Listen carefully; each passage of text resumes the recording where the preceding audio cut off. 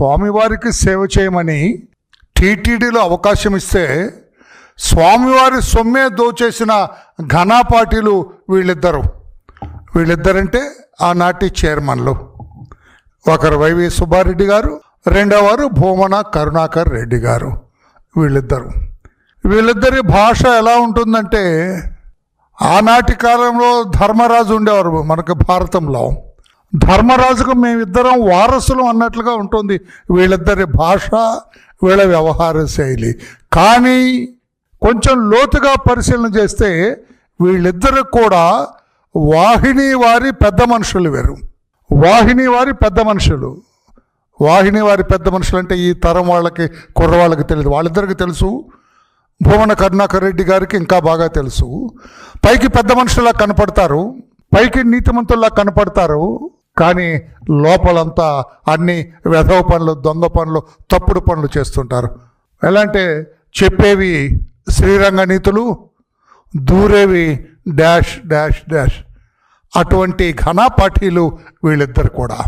భూమన కరుణాకర్ రెడ్డి గారిది మొన్న చెప్పాను. ఆయన పాపం ఇంకా ఫర్దర్ ఎంక్వైరీ కూడా వరలరామయ్య గారు చెప్పినట్లుగా ఫర్దర్ ఎంక్వైరీ కూడా నేను సిద్ధమే అని ఆయన ఒప్పుకున్నాడు. పాపం ఆయన రెడీ అన్నాడు. అది ఓకే, అది సిఐడి చీఫ్ అయ్యన్నర్ గారు ఎంక్వైరీ చేస్తున్నారు. అది ఎటు ఆయన ఎవరిని వదలడు.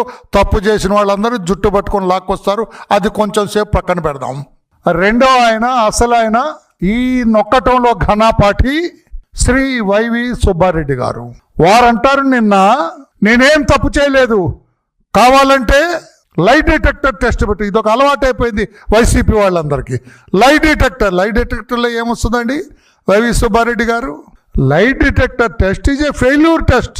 లైట్ డిటెక్టర్లో ఎక్యూజ్డ్ అంటే, ఇప్పుడు లైట్ డిటెక్టర్ తీసుకెళ్లారంటే వైవి సుబ్బారెడ్డి, ఆయన ఎక్యూజ్డ్ అంటారు, ముద్దాయి.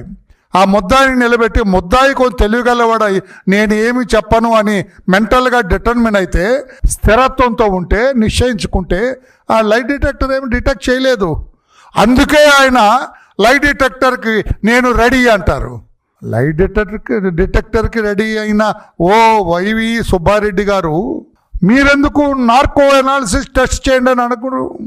నేను I'm ready even for narco analysis test. Narco analysis test కూడా నేను రెడీ.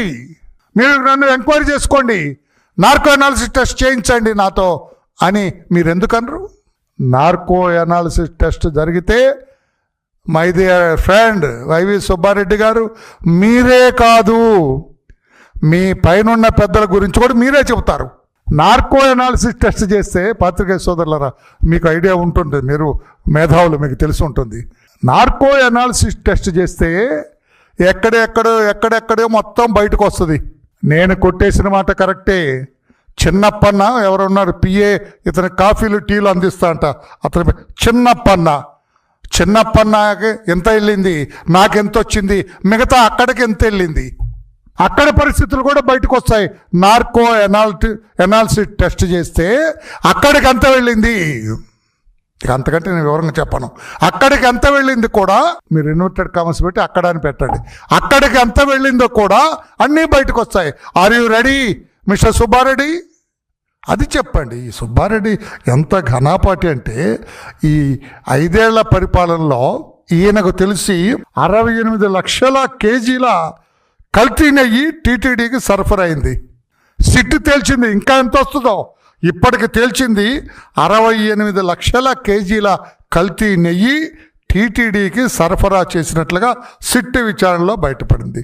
దీనికి సూత్రధారి వైవి సుబ్బారెడ్డి.